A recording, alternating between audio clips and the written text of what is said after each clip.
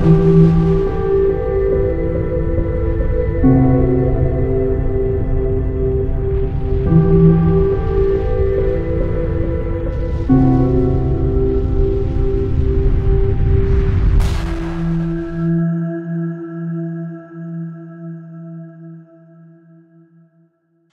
les amis, voici venue l'heure d'une nouvelle chronique de Gérard Desforges. Vous voulez aller plus loin dans la compréhension du phénomène OVNI, alors écoutez bien ce qui va suivre, car vous n'allez pas l'entendre partout, ça.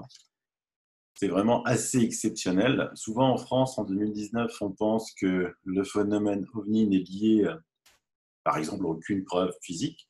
Et trompez-vous, vous allez voir dans cette vidéo qu'il y a des preuves, même si elles vont dépasser pour certains votre entendement, mais j'y reviendrai dans ma trilogie sur les abductions que je vous ai promis dans ma communauté. On va aussi découvrir dans cette émission l'une des plus grandes affaires de l'ufologie mondiale, l'affaire d'Aravilliers en France. Notre ami Gérard Desforges a longuement investigué sur cette affaire et est devenu un expert. Et vous aurez aussi droit dans cette émission au témoignage exceptionnel de l'un des protagonistes principaux de cette affaire.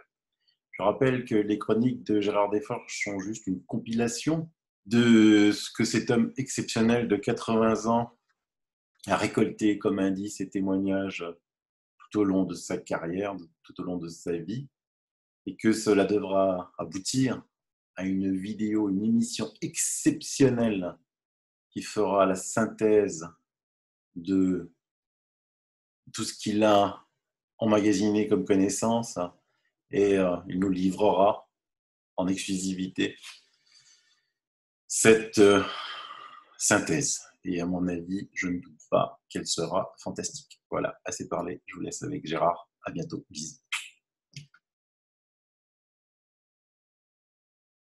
J'ai déjà présenté quelques exemples de perturbations spatio-temporelles vécues par certaines personnes. Voici un autre cas qui concerne la progéniture de cette famille demeurant à l'île d'Adam.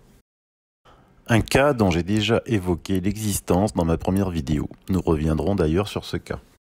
Il s'agit ici de la famille de l'île Adam que j'ai déjà évoqué dans ma première vidéo. Fin décembre 2012 ou début janvier 2013, la fille d'une amie se trouvait un soir à Nation, en compagnie d'amis, filles et garçons. Ils étaient 4 en tout. Ils entrèrent dans un café qu'ils connaissaient et y séjournèrent jusque vers les 1h du matin. Ils sortirent donc à ce moment pour rentrer chez eux.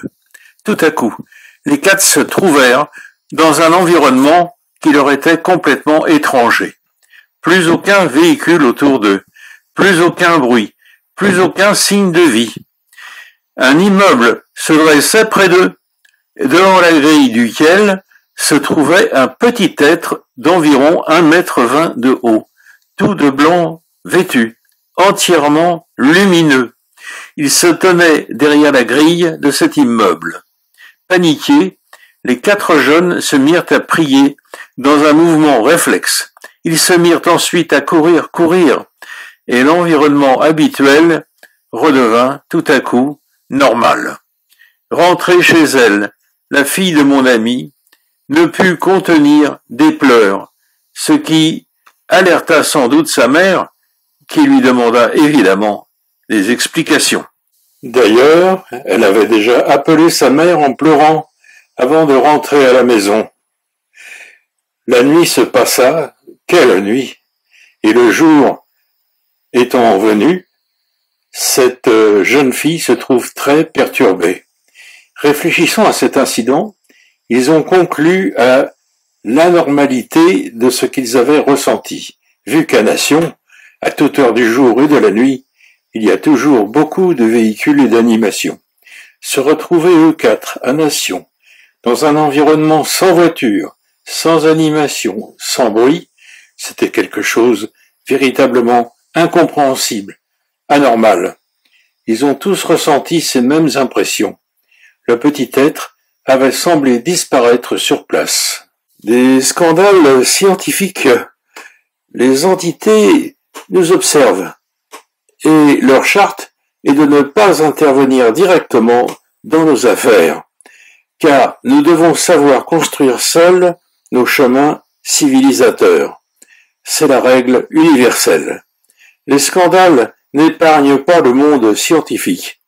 Fidèle à mon propos initial, je vais présenter un cas typique de scandale scientifique dont je dispose des éléments suffisants pour les livrer aux internautes qui cherchent, comme quelques-uns d'entre nous, à mieux comprendre dans quel monde nous vivons.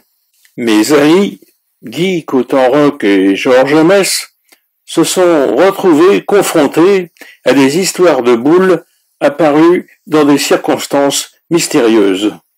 Guy a vécu un extraordinaire épisode dans le cimetière de Pantin qu'il raconte par le détail.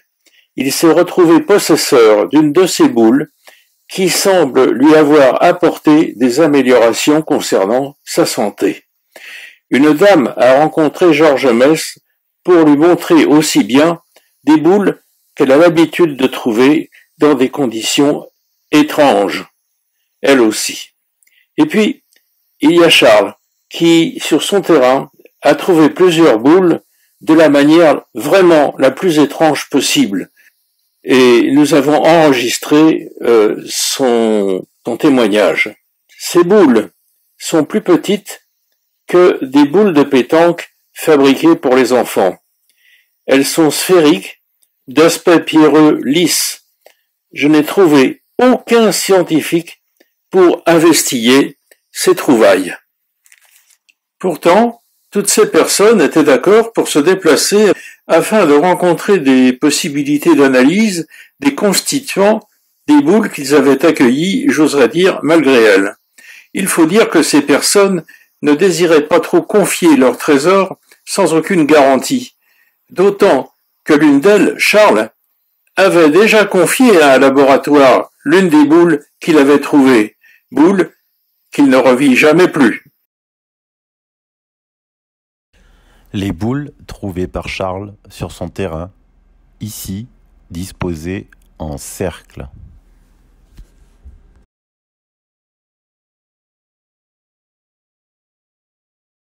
Charles, c'est un contacté de très haute volée. Le rapport que je lui ai consacré comporte 19 pages. Charles a tout connu des manifestations ovni, y compris les implants dont il ne veut pas se départir. Charles est un être très particulier. Il fait partie sans aucun doute de la cohorte des abductés que nous avons rencontrés. Les phénomènes liés à cet être exceptionnel sont extrêmement variés et peu communs. Dons de régression dans le passé au contact de certains objets. J'ai expérimenté. Dons de communication avec des animaux. Dons de guérison dans certaines circonstances. Charles a été capable de communiquer avec des ovnis, disons en les appelant télépathiquement. C'est un esprit ésotérique qui a hissé sa pensée à des niveaux certainement supérieurs à ses dons originels. Dès que nous fûmes à 300 ou 400 mètres de l'engin, une sensation de paralysie montait en moi, et plus nous approchions, plus j'étais pétrifié. Impossible de dire un mot à mon passager, impossible de remuer, ne serait-ce que le petit doigt. Un engin d'une hauteur de 2 mètres environ, mais peut-être plus. Ce récit date de 1984. Pendant les 14 années précédentes, il m'avait été interdit d'en parler à qui que ce soit, sauf à mon épouse. Je cherchais à voir quelqu'un, car j'étais paralysé mais conscient, du moins je le pensais. Dès que j'eus quitté la zone de l'engin, une sensation de liberté se faisait en moi. Je me sentais de plus en plus libre au fur et à mesure que nous nous éloignions. Je ressentais le phénomène inverse que lorsque je m'en étais approché. Et en passant devant l'engin, j'ai vu comme une grosse soucoupe de 8 à 10 mètres de diamètre, posée sur le sol. Et 20 ans plus tard, j'ai pu voir le commandant Jean-Gabriel Grélé, qui m'a dit que mon estimation était crédible. Et d'ailleurs, à propos de Jean-Gabriel Grélé, quelques renseignements suivent. En exergue de ce livre du commandant Jean-Gabriel Grélé, qui a un passé prestigieux et exemplaire dans l'aéronautique française, Jean-Gabriel Grélé écrit ceci donc.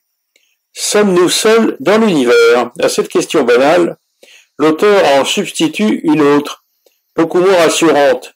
Sommes-nous seuls dans la proche banlieue de la Terre, dans les espaces aériens par exemple? La réponse pourrait bien être pas toujours. Dans un texte clair qui se lit comme un roman, nous découvrons enfin quelle réalité se cache derrière les mensonges, les imprécisions et la dérision qui occultent ce délicat problème depuis plus d'un demi-siècle. Les documents d'archives présentés dans les premiers chapitres nous offrent bien des surprises, et le lecteur découvre ce qui apparaît finalement comme une évidence, des incursions d'engins inconnus, souvent détectés au radar, constituent un problème majeur pour la défense nationale. Mon ami Jean-Claude Venturini a conduit une étude sur l'influence du sel chez les abductés. Cette étude est dans mon dossier compilé et occupe 14 pages. Jean-Claude Venturini a eu l'idée de cette étude à partir de l'étude du livre du docteur Roger Lair. Jean-Claude Venturini a aussi débusqué un cas étonnant survenu au nord-ouest de la capitale et qu'il a soigneusement investigué avec l'aide de son fils pour la représentation imagée. Là, il ne s'agit pas, certes, d'une abduction. Voici la relation du témoin Titsu résumée. C'est à la Frette-sur-Seine, à 24 km de Paris. Le témoin, Daniel C., 50 ans à l'époque, en 2004, le phénomène observé est daté du 7 juillet 2004.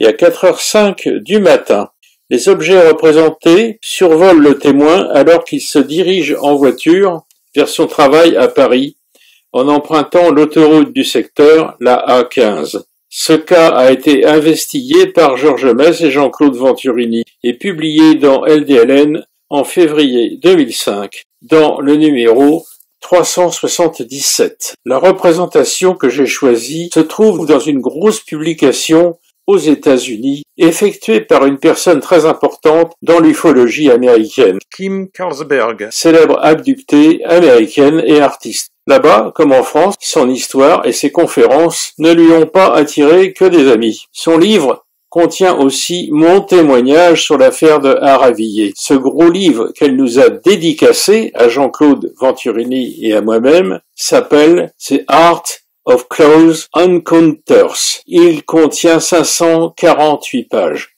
C'est une publication très luxueuse. Passons maintenant au cas d'Haravilliers, qui est considéré par certains scientifiques comme le phénomène le plus complexe, le plus riche d'informations qui ait jamais été découvert en Europe depuis l'origine des chroniques se rapportant à ces phénomènes. 2 voitures circulent vers les bois de Haravilliers, avec en tout 4 personnes à bord. Elles sont attendues par une 3e voiture en attente sur le parking dit des chasseurs. Ces personnes sont des ingénieurs en retraite et celui qui sera abducté a dirigé le chantier de protection de la base de Taverny. Les 4 personnes non abductées seront cependant fort impactées par le phénomène, ainsi que d'autres personnes dans le village, dont le maire lui-même et la famille d'un conseiller municipal. À un certain endroit du village, avant d'aborder la montée de l'étroite rue qui mène au parking des chasseurs, tous les occupants des voitures, et plus encore, vont être comme anesthésiés. Une investigation approfondie collectera un nombre de détails insolites. Plusieurs scientifiques m'aideront pour investiguer. Jacques Vallée et Pierre Guérin. le contre-amiral de réserve Gilles Pinon accepta d'effectuer une contre-enquête concernant les déclarations du conducteur de la Mercedes qui était stationné sur le parking des chasseurs.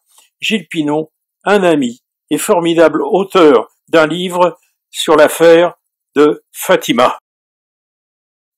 Et voici maintenant le parcours que les deux voitures ont effectué avec leurs occupants, alors qu'ils furent maintenus en hypnose depuis l'origine de leur vision jusqu'au parking des chasseurs.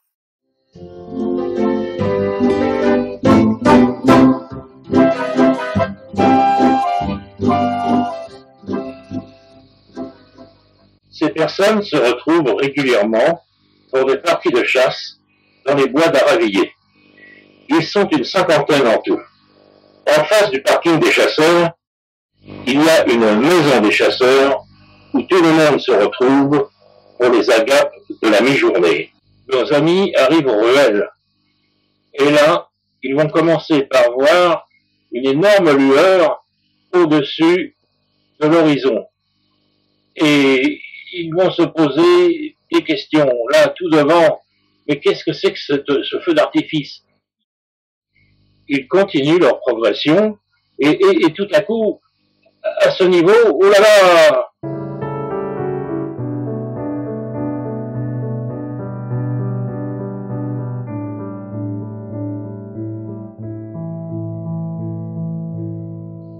Avec le grand Jacques Vallée, qui a co-auditionné les protagonistes de cette équipée, nous avons authentifié la relation de ces témoins. Je reprécise que ce parcours que j'ai filmé pour vous a été entièrement effectué par les occupants des deux voitures en état d'hypnose, les véhicules donc étant dirigés par des forces étrangères à leur occupant.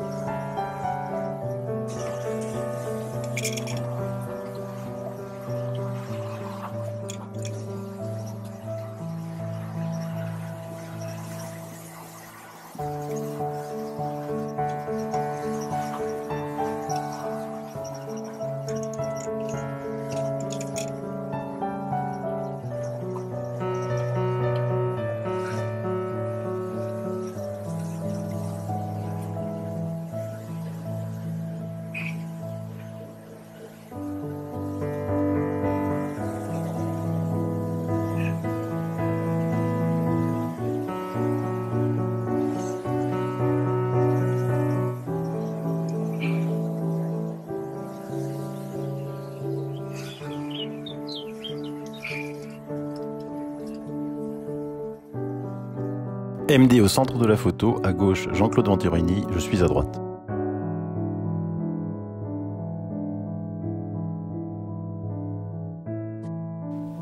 Témoignage exceptionnel, enregistrement de MD en présence de Jean-Claude Venturini, Marie-Thérèse Debrosse et Jean-Luc Rivera.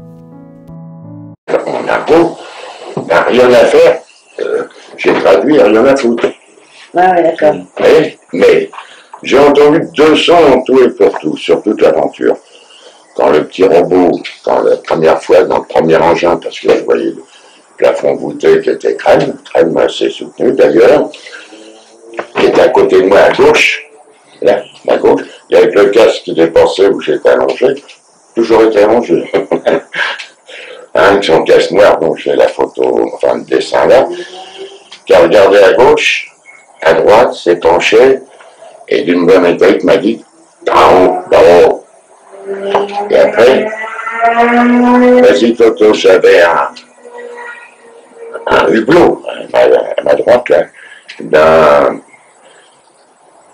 un peu bleu nuit, teinté. Alors, comme je dis, l'impression de vitesse m'est restée pendant des mois. Et quand je dis vitesse, tout est relatif. Mais la façon que ça défilait dans le hublot, je dirais pas vitesse luminique, je sais plus où j'en suis. Hein, et je me suis permis de rouler à 220 km/h sur l'autoroute. On aurait dit que j'avais même pas démarré à côté de la sensation. Et j'entendais un doux ronronnement. Cet enregistrement exceptionnel dure bien plus longtemps dans son intégralité.